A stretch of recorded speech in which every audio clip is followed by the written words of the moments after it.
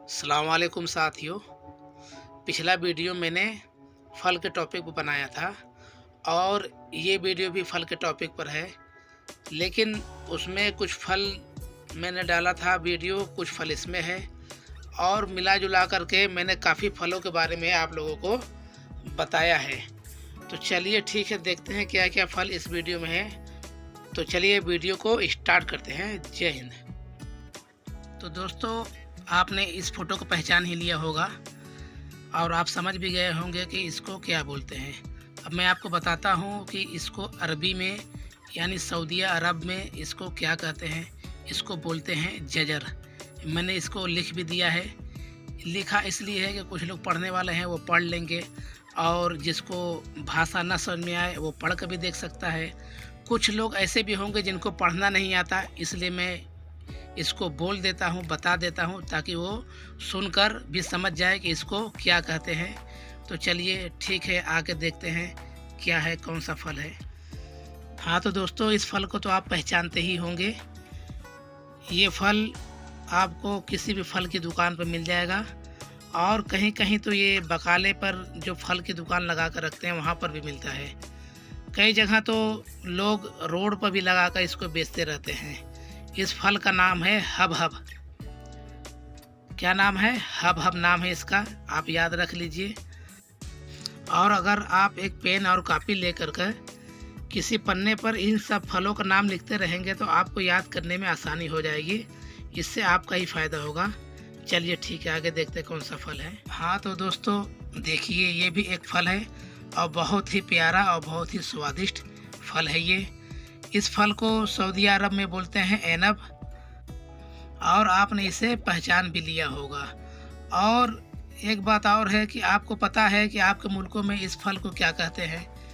Saudi अरब में इसको ऐनब कहते हैं। इस बात को आप फटाफट लिख लीजिए, अपने जहन में बैठा लीजिए कि इस फल को कहीं भी देखेंगे तो इसको आपको याद रहेगा कि इस फल को ऐनब कहा जाता है।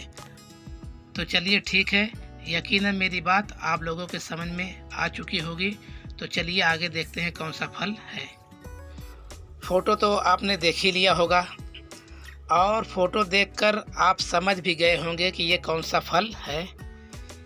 तो मैं आपको बताता चलूँ कि सऊदीया में इसको बोलते हैं ऐनब अस्वद।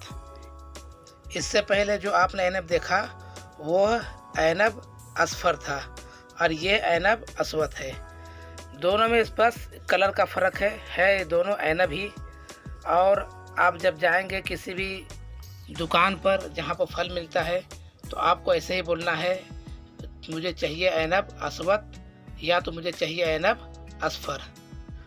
आपकी जानकारी के लिए मैं बताता चलूँ कि अस्वद काले कलर को बोलते हैं और असफर पीले कलर को बोलते हैं।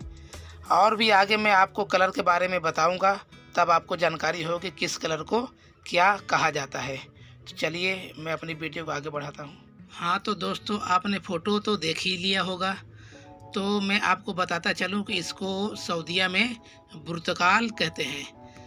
और आप इसको जो है संतरा मत समझिएगा, ये संतरा नहीं है।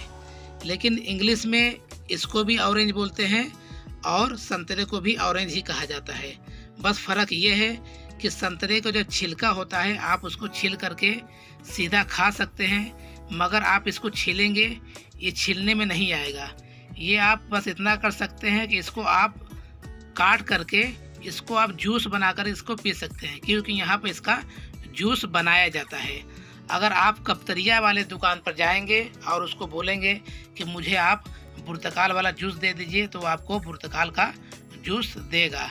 बस इतना समझ लीजिए कि आप इसको संतरा मत समझिएगा, ये पुर्तगाल है। ठीक है, चलिए तो आगे देखते हैं कौन सा वीडियो है।